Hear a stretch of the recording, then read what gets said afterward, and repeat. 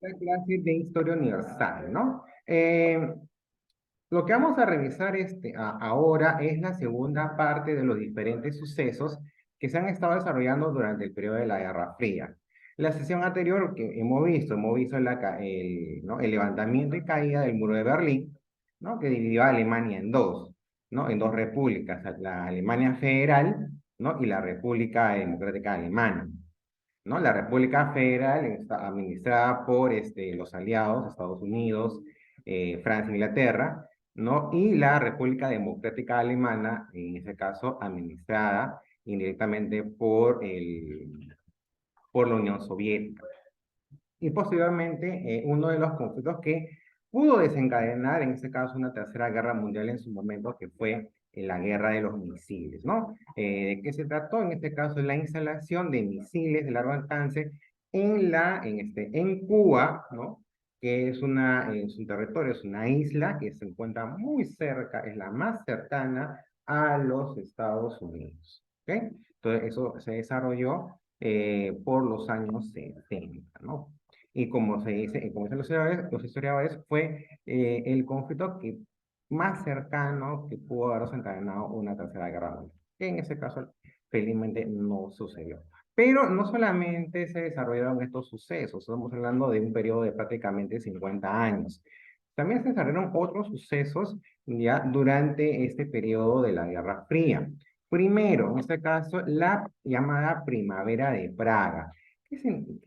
¿A qué se refiere, no? En sí tenemos que tener en cuenta que Praga es una ciudad del ya extinto país Checoslovaquia, ¿no? Actualmente dividido en dos repúblicas, ¿no? La República Checa y Eslovaquia.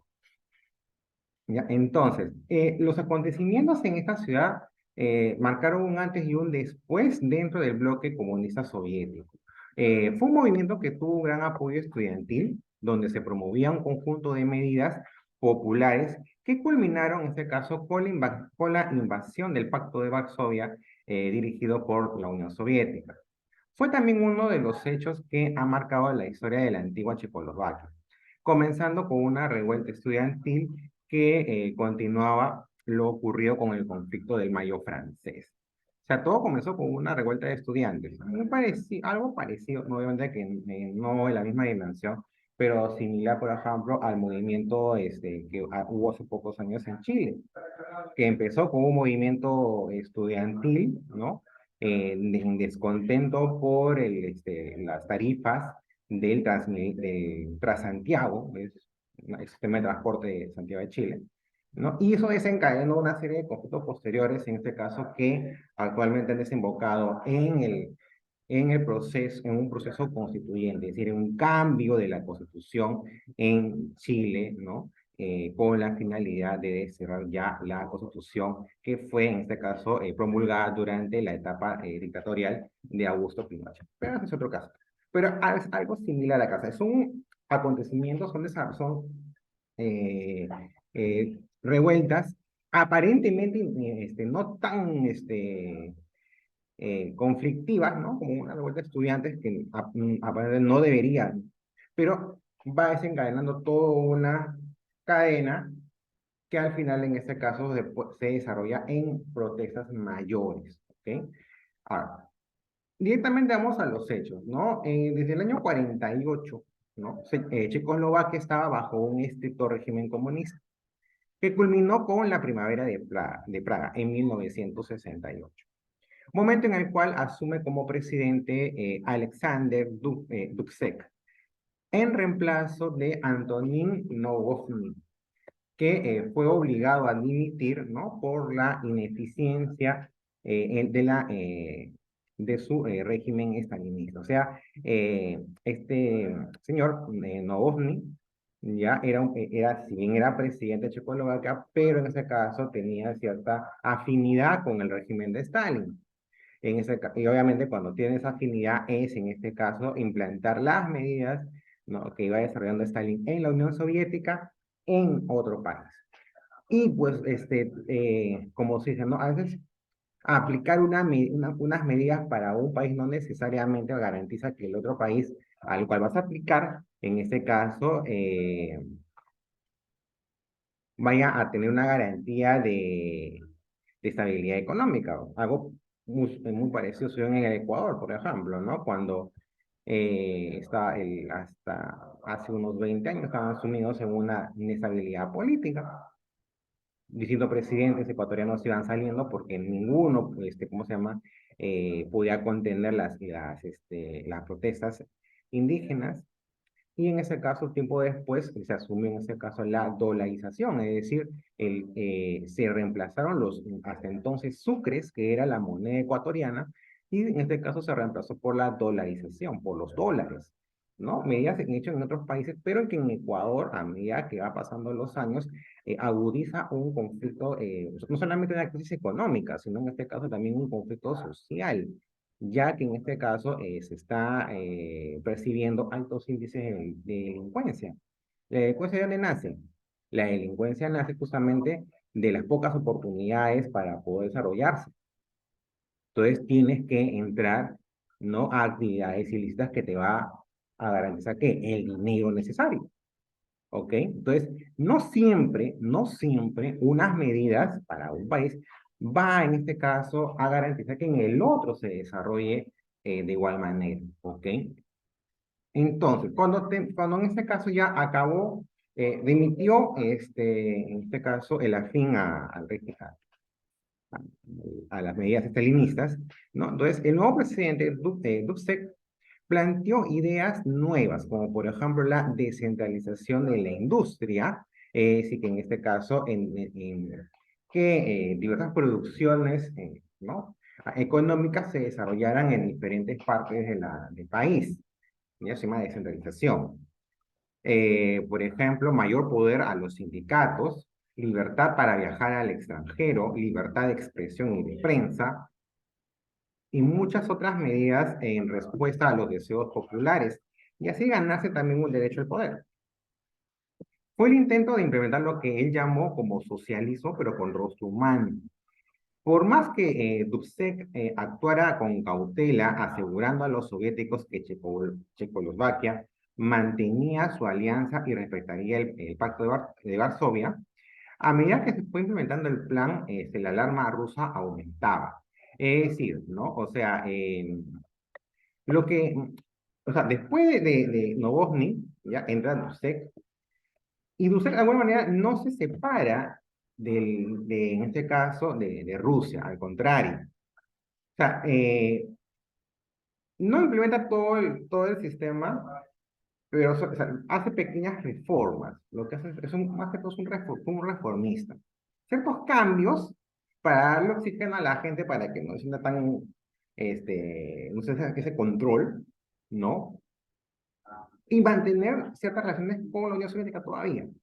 ¿Ok? Pero en ese caso, para los soviéticos, pues, esto siendo más, ¿no? Más bien, no, les terminaba de,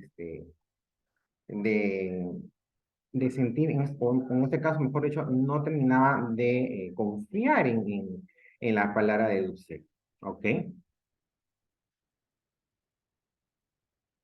Para agosto, en este caso, una invasión masiva de tropas soviéticas, ya autorizada por el gobernante Leonid Brezhnev, terminó por deponer a Dubček, para terminar colocando a alguien más dócil, o sea, a alguien más afín al régimen stalinista, ¿no? En este caso, Husak. ¿Ok? Entonces, empezamos con un alfil stalinista, se cayó, entró alguien reformista como Dubček, no le gustó a Stalin, Stalin lo dijo, ok, me invaden Checoslovaquia y me sacan a ese y me ponen a otro más afín a mis planes. Y entra Husak.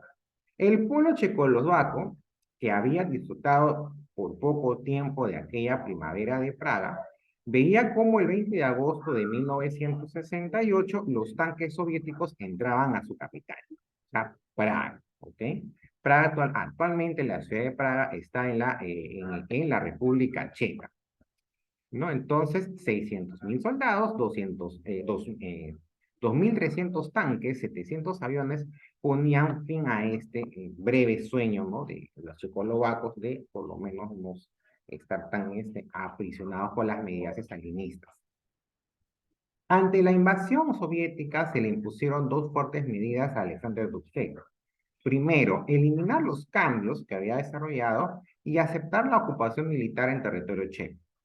Hay que tener en cuenta que el proceso vivido durante la primavera de Praga fue en plena época de Guerra Fría, por lo que era muy difícil que este intento de liberación política se concrete, ya que había demasiados intereses. Es decir, en Checoslovaquia es un área que está más hacia el este de Europa, entonces, como les decía en las sesiones anteriores, los soviéticos necesitaban fronteras afines, ya, porque el peligro que para ellos percibían era en este caso de que si avanzaba la OTAN, ¿no? Podría en este caso a medida que llegaba y implantaba bases militares en áreas cercanas al territorio soviético, podía en este caso ser blancos fáciles de un ataque militar. Y eso es lo que no quería la Unión Soviética. Es por eso en este caso la insistencia. ¿Por qué muchos dirán, no, pero ¿por qué Stalin empecinaba, se empecinaba en este caso a controlar áreas de Europa del Este? Primero, en este caso, para poder consolidar, en este caso, una ideología económica y social, pero además también por un tema geopolítico. Mientras más territorio le cedas a la OTAN, más peligro puede tener tu territorio. Es por eso la insistencia de Stalin, ¿no? En controlar estas áreas cercanas, en este caso, a territorio soviético. En Checoslovaquia estaba en un punto estratégico dentro de la Europa Central, por lo que era una región que los soviéticos no podían dejar que se independice en ese momento. Si Dubček si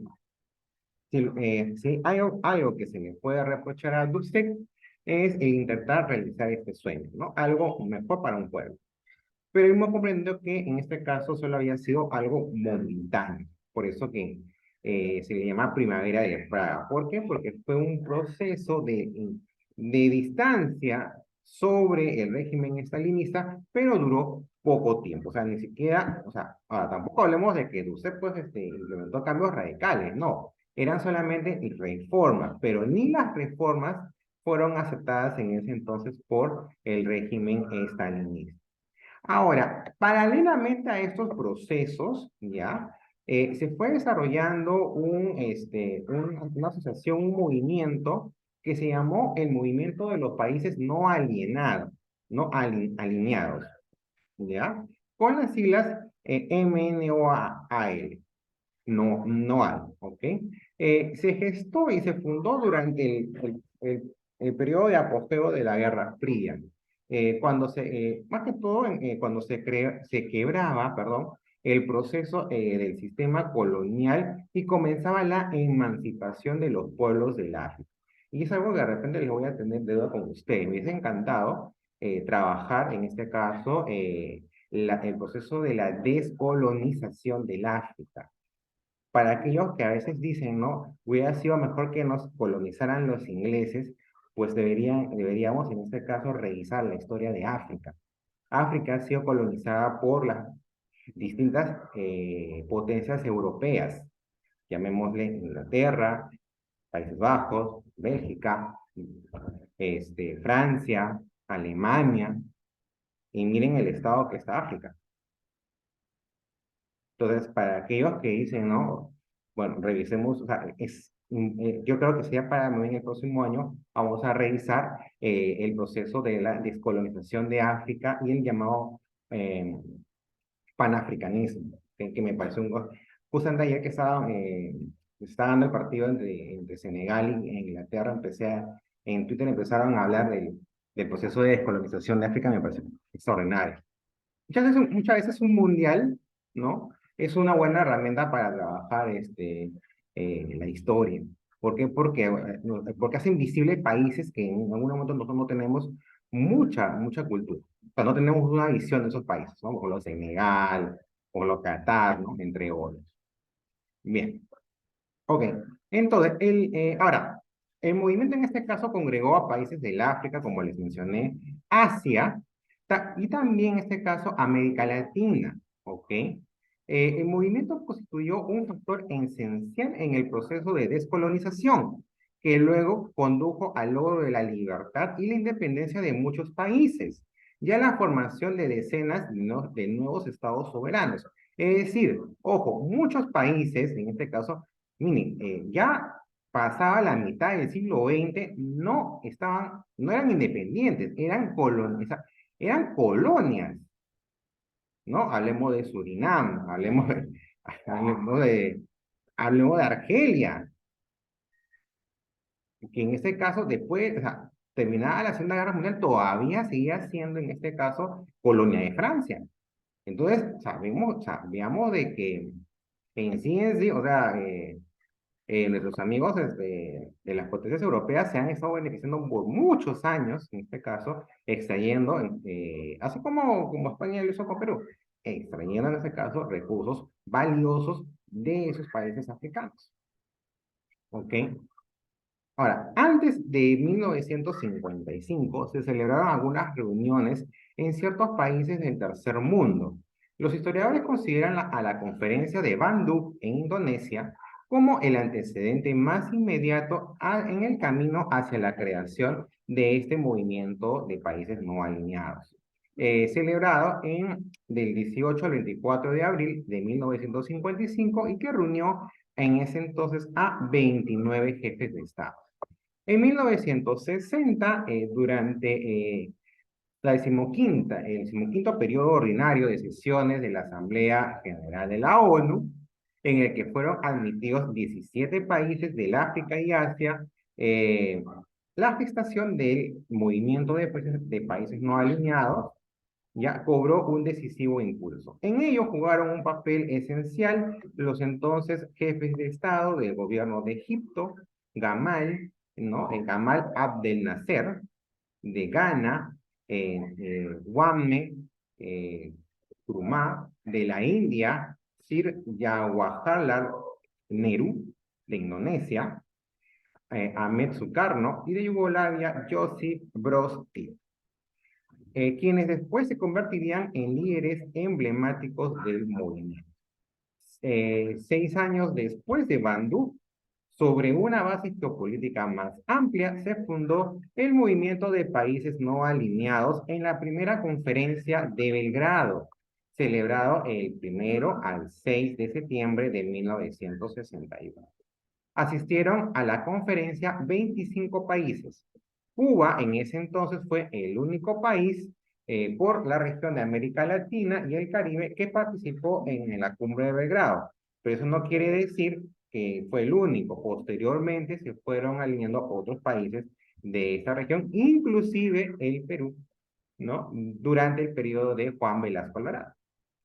El movimiento fue concebido para desempeñar un papel pasivo en la política internacional, para formular sus propias posiciones de manera independiente, reflejando los intereses y condiciones de sus integrantes como países militarmente débiles y económicamente subdesarrollados. O sea, no es un movimiento como por ejemplo fue la OTAN en su momento o el Pacto de Varsovia, ¿no? Que eran países reunidos en torno a una superpotencia. No. Aquí, por ejemplo, el movimiento en general de los países, de los países no alineados, ¿no? Ahora, ¿por qué surge el nombre? ¿Por qué no alineados? Porque eran países que no tomaban posición ni por Estados Unidos ni por la Unión Soviética, ya una posición formal en ese entonces. Entonces, eran un país, era como un tercer bloque. Ahora, ellos no podían, o sea, no tenían mucho radio de acción, ¿no? En el sentido de capacidad logística militar, porque eran débiles, eran países subdesarrollados en general, ¿no? De los integrantes, por ejemplo, por ahí se podría sacar a la India, ¿ya? Pero todavía en ese tiempo, recién la India era independiente. ¿De quién fue su colonizador por mucho tiempo? El Reino Unido. ¿Ok? También es otra historia muy hermosa, pero como digo, a veces por cuestiones de tiempo, no sé, no, me hubiese encantado. Tengo 30 clases, me hubiese encantado trabajar más, porque hay mucho más que ustedes no conocen, porque sería muy bueno más allá del sistema, de la currícula, sería bueno que ustedes conocieran, ¿no? O sea, cómo fueron los procesos en otros países, ¿no? A veces pensamos de que, o sea, no, eso nos ayudaría de alguna manera a desmitificar ciertas afirmaciones con respecto, en este caso, a nuestra propia historia. Pero bueno, eso ya es para el próximo año. Espero, en ese caso, sí desarrollar ese tipo de temática. Bien, entonces, ya, entonces, como decía, no era un bloque militarmente fuerte, ¿no?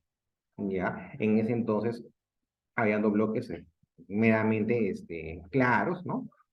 Entonces, sus objetivos no eran tanto por el lado militar, ¿no? Se enfocaron más que todo en el apoyo a la autodeterminación, la independencia nacional, la soberanía, la integridad territorial de los estados, la oposición al apartheid. El apartheid es un sistema de segregación racial, ¿no? Que tuvo su foco en Sudáfrica. ¿Qué significa la segregación racial? En este caso, que separaban, o sea, los blancos tenían mayor poder, las personas de piel blanca tenían un mayor poder y mayores privilegios, mientras que la población negra afro, en este caso, estaban subyugados, no tenían prácticamente derechos. Hasta 1990 duró 89, 90. Miren, estamos hablando de prácticamente hace poquito. O sea, hasta hace poquito ya se mantenía un sistema de segregación racial. Esto estamos hablando, o sea, si hablamos así, estamos hablando debería ser algo del siglo XIX, no. Hasta casi finales del siglo XX todavía se mantenía un sistema racista. ¿Cuándo terminó? Cuando en ese caso se alzó a la presidencia Nelson Mandela. ¿Ok? Cuando él llega a la presidencia, o sea, un político negro llega a la presidencia de Sudáfrica, ahí es donde termina el apartheid. ¿Ok? Y es más, incluso hay una historia muy interesante sobre su equipo de rugby de Sudáfrica, ¿no? Sudáfrica en este caso es una potencia en el rugby, pero hasta ese entonces no había sido campeón mundial. Cuando entra Nelson Mandela, ¿ok? Él trató de ver la manera, en este caso, de poder unir a su país. Y lo unió a través del deporte más popular en ellos, que era el rugby. Pero al inicio no fue fácil. Incluso eso es parte de una película que se llamó Invictus, que habla justamente de esta historia, que es historia real. Pero bueno, pero por ejemplo, o sea, nos quedamos con el tema de que habían sistemas opresores hasta ese entonces. Entonces, el movimiento de países no alineados tenía, o sea, si bien no, militarmente no podían trabajar, no podían tener ahí ningún campo, pero sí en el lado, en este caso, político, de apoyo. O sea, se vio una colonia que se iba independizando, entonces el movimiento había apoyado. Queremos que se viva la autodeterminación, claro. Y fue tan importante que en este periodo, o sea, del periodo de los 50, 70, ya muchos países, en este caso, lograron su independencia. Países africanos, países de América Latina, países asiáticos. ¿Ok? Además, otro de los objetivos de este movimiento fue la no adherencia a pactos multilaterales militares y la independencia de los países no alineados de las influencias y rivalidades de las potencias del bloque, Estados Unidos y Unión Soviética. La lucha contra el imperialismo en todas sus formas y manifestaciones, la lucha contra el colonialismo, el neocolonialismo, el racismo, entre otros. ¿Okay? Entonces, estos fueron de alguna manera los acontecimientos más importantes durante el proceso, en este caso, de la Guerra Fría. Bien, entonces nos queda poquito tiempo. Voy a hacer un receso de 5 minutos. José Fernando, te preparas porque apenas empiezo clase, vas a exponer, te me escapaste la semana anterior, ahora te me escapas, ¿ya? Y en la siguiente clase vamos a desarrollar la sesión de historia épica. Nos vemos, chao, chao.